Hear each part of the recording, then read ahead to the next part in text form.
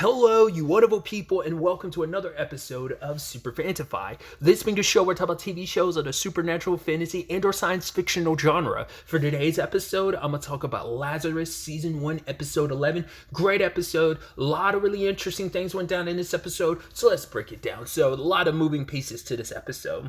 Well, let's first start off with Axel and his fight with this mysterious assassin. That guy has so many bombs. I don't know if that one he used on that truck that explodes, like that 18-wheeler or whatever, I don't know, that might just be an incendiary device, whatever the case may be. Like, dude was just pulling out grenade after grenade after grenade. I'm like, how many grenades do you stay strapped with, my guy? Because that does not seem like the weapon of an assassin. I would thought, like, okay, maybe you had one just to, like, get close to Axel, back up traffic, but nah, he came strapped. I guess it seemed like he only had one handgun, because when he dealt with those soldiers last episode, he just had his wire and his blade. But Axel's a different beast. Because I did comment, I think, on that episode, I was like, oh, that's going to be an interesting showdown because, no, what's that last episode? No, that was the episode before last, not last episode. Yeah, it was episode 9, not episode 10. But because I think I might have commented on, it seemed like him and Axel had similar fighting styles to some degree. And this episode seems like there might be a connected past there to degree. We'll get to that in a second. But obviously, I like a battle that extends locations. I think I like a traversal battle. I just think those are like the coolest things where you're like, it's a battle on the move, especially like on a grounded battle on the move. Axel jumping from location to location, going toe to toe with this guy, and even he's upset with this guy. It's like this trigger happy bastard. It's like there's traffic everywhere and it's just blowing up cars like it's nothing. And I'm wondering, I'm like, wouldn't I get he's a government assassin? Wouldn't they want him to kind of keep it low key? But to be fair, it's like he's a ghost, he's a phantom, so it's not like any records of him exist, and there's never going to be anything that directly ties him to INSCOM. So it's like, who cares what he does? Like, there'll never be any direct connection. No one would look for one except for like the Lazarus squad and Abel and them. But other than that, and they probably have enough, like, what's the thing I'm looking for? Shell companies to like buffer between them, so you'll probably find no direct enough correlation for there to be an issue in the future. They it's the government, so you're talking about a powerful government agency. They know the ins and outs enough to cover their tracks and what would be traceable and what wouldn't be. So. But yeah, like the hand-to-hand tussles, jumping from vehicle to vehicle, from high places down below. But this guy is always right behind Axel. I love that he tried to throw the knife at Axel, and Axel like grabbed the blade, and he just like throws another grenade, and Axel's just like, oh man, the same old tricks, and knocks it away. Even that point when he was hanging from that, like, God, I don't know the name for it, but that. It's like a air tram or something, I guess, is like the best way I can describe it. And like Axel's hanging from it. Literally, one of his hands got stabbed. So looking a little bit like Mark. Well, unlike Mark, I was referring to Invincible when I said Mark. But like at least like Axel can still use his that hand that got knifed. We saw it earlier. But yeah, the guy threw a grenade down at him and he kicked it back up. And it's just like, ugh. But the fight also included something interesting when the guy was close to Axel and he noticed Axel's necklace, and it's the Hundun. He's like, is that a Hundun wing? Which I had to look it up. I was like, okay, what is it? So it's a Chinese mythical creature. It's also known as like the Dijiong. I'm probably butchering its name. It's got 4 wings and 6 legs, but it has no expression. It's kind of like a bee. It's supposed to represent like chaos. It's not necessarily evil, but it's meant to represent like a lack of morals and being the faceless thing that it is, which is obviously very befitting of this assassin dude. I also, when I was Googling it, I also saw they were like, oh, other media that it's popped up in, and it said the movie Shang-Chi, and I was like, what was this in Shang-Chi? So I looked up the image. It's the little like winged thing that's with Shang-Chi in them in the movie. Specifically, like there's multiple of them, but this one in particular follows them. It mainly hangs out with Trevor Slattery, if I remember correctly. To be fair, I've not seen the movie since like roughly around when it originally came out. So that was like what, 4 years ago? at a little less than 4 years ago. So I might be misremembering. So, or it might be around 4 years ago, whatever the case may be. But yeah, that's what that thing is. I was like, oh, the moment I saw the image of it, I was like, oh, that's so interesting. So we see that he was part of some training that made him what he is. I mean, you don't just become an assassin out of nowhere. Typically, the training, if you're not taking your skills from something that you are already doing and applying it to being an assassin, like a Barry from the TV show. Barry's like, well, he was already he was a Marine, and he just applied those skills to being, well, a hitman. But but in this case, it seems like this kid was groomed from a young age to be one, and this Hundun has something to do with it, because it's like the Hundun, what was it? It got people would like shoot it multiple times in its body or something like that, and even at the end of the fight, he's asking Axel, he's like, what after the Hundun's pierced multiple times, what happens after that? So it makes you wonder, it's like, is Axel from the same group? Is this connected to why he was in prison? Because he told Chris he never killed anyone. I mean, granted, everyone's got Axel said, like, episode 9, he's like, well, everyone's got a past they don't want to.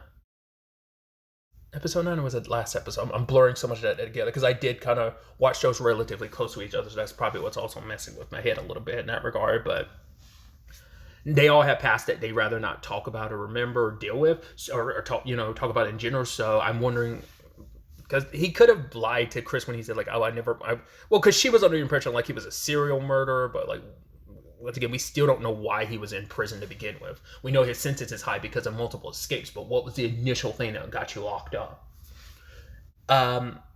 So I was wondering if he's from the same group, or maybe at the very least, Axel's connected to someone who was. Because he brought out something interesting last episode, and I don't think I really latched onto it until they recapped it. This episode, at the beginning, when he was talking to Hirsch, and she's like, oh, you remember that doctor who administered the clinical test? And he was like, oh yeah, I know him well. I'm like, do you mean that in regards of like, oh yeah, I remember the bastard vividly? Or did he mean that like, no, we literally got close, so I know him well? I'm wondering if like the necklace came from that or something, or like, could it be like he had a sibling or someone who was like a sibling to him? Maybe it's something he's not blood related to, but someone he was connected to that he got the necklace from, that's dead now, that's connected to this whole like assassin group. Like, what is that whole thing? I don't know, but that guy isn't dead. He the assassin, the ghost or phantom, he managed to get away last minute. Like, obviously, like, hooked a spear into like Axel's stomach. I mean, well, Axel was only able to hatch it like threw a hatchet at his leg. It's like, so that tussle is incomplete. So I wonder if there's going to be a final showdown in the future. I mean, that guy's not going to give up because the job wasn't done. So, because obviously at the same time, we are picking up also with, luckily Chris came to back him up because Abel gave her full authority to do that. But there's also Doug and Elena in Pakistan. The whole thing with Elena, it wasn't until she checked her watch again, I was like, I thought it was about her traveling for the first time or something, but then I'm like, oh, maybe it's more specifically because I was like, right, they have to, check back in every couple days, because if, without that, the whole 3-day thing, like before they die from the device. But I was like, is it that? Because I initially was like, is that it? But then like later on, Doug comments on like, oh, you're red. And he's like, could it be early symptoms of Hopna? Could you be having a fever? She's like, no, my temperature's fine. And it's totally not. So I was like, oh, it has to be that then, right? Or is it something else? Like, for it to suddenly come upon like that. Once again, we're down to the wire. It's 5 days. So the early symptoms are showcasing, especially in her. So that must be what that is. But she doesn't want Doug to worry, because it's like, you worrying about that, it's like, I need to see this through. I want to see this through. And me being benched at a time like this just because I'm sick, it's like, no, I want to see this through. I want to kind of complete this mission. So Doug and her are talking. It's like, what's the first thing you're going to do if we find Skinner and this all goes back to normal? And it's like, she's like, oh, I'm going to go to get like a big B&M, like it's a specific burger, I guess. And it's like, oh, he's like, oh, you're a fan of those? She's like, no, I think they're disgusting, but I sometimes get a craving one. He's like, well, I like them. She's like, sorry, I didn't mean to offend you. But then they find out they're being followed, because Hirsch learns that Inscom had people leave like a nearby like their own air base or whatever, like their military base, like, or their headquarters or whatever, a flight left for Pakistan immediately after Doug and Elena's transport did. So you're like, all right. So they're following them. So that leads into Hirsch's side of things, but we'll get to that in a second. So Doug and Elena are still going to go after Popcorn because she's their last lead. It seems like the biggest last breadcrumb or thread that's going to lead them to Skinner. And so Doug is like, right, I'll keep them occupied. And she's kind of worried because it's like, yo, are you going to like try and like make your last stand? He's like, no, I have no intention of dying. We're both going to come out of this alive. So sends her on her way and tries to distract the people from INSCOM. He ends up blowing up, like shooting out the tires of their vehicle, which goes off a cliff and explodes. So I was like, that guy's probably dead. I mean, Doug took a massive whack to the head because it looked like a pipe or something that guy hit Doug with. So he's probably going to be like grabbed up and interrogated. We'll see how that goes. So he's probably going to be used as a leverage or kind of held as a hostage probably. Whereas Elena ends up tracking down Popcorn Wizard and ends up, because I guess she saw him for the windows, like, what's that? And because it's like, right, like you're probably you're going to notice someone like Elena while you're in Pakistan. And then like Elena caught up to her and she's like, whoa, mad screener, like it's you. But then Elena passes out, you know, so we'll see where things kind of go from there. Circling back to Hirsch, she goes to INSCOM headquarters to confront Schneider, and he's playing dumb about everything. I'm still unclear about the people that died from the prototype Hapna, because she says, like, right, they're all dead, but you were missing one body, and that was Axel. At first, I was like, oh, are you? I was like, well, it was a prototype Hapna, so it's not about, like, the date of what it did to Axel's body, because even he was like, how is it that I'm the only one that survived? Which is a question. So I doubt it was a placebo situation. I'm sure it's, you know, but because my initial thought last episode was, oh, all those guys died because they're covering their tracks. They can't leave any person alive that's connected to it. So I thought maybe they ended up killing all those people because like the doctor's still alive, and I'm like, why wouldn't you tie up that loose end immediately? If Axel and them were Axel was on his way to kind of check in on this guy, why wasn't he, you know, taken care of a long time ago? Because I guess he's not a thread they need to worry about, because I guess they're like, he'll keep his mouth shut, plus they might need him in the future if he isn't, because I was about to say unless he's already dead, but like Hirsch and them are sure that he is. So I guess it is just simply like those people just died from the Hapna, but because Axel's the only one that survived, but also he escaped from that prison and ended up in a completely different prison, they lost track of him and couldn't get to him like they wanted to. So he's the last living piece of, you know, they don't have any concrete evidence other than Axel himself being someone that was from that prison. It'll open up an investigation that they don't want open. So on trumped up charges, even Schneider himself is like, oh, we'll hold you for, detain you for treason or whatever. It's like whatever bullshit I can make up to keep you here, which Hirsch knew that, so she left a letter with Leland and Chris to give to Abel. So he is going to go to INSCOM to try and help out Hirsch from that situation. Obviously knowing that the Phantom Assassin was after Axel, because it's like, yeah, he even got the reports about that unit he wiped out episode 9. That was episode. Was that episode 9 or was that episode 10? Like I said, I'm blurring so much stuff together.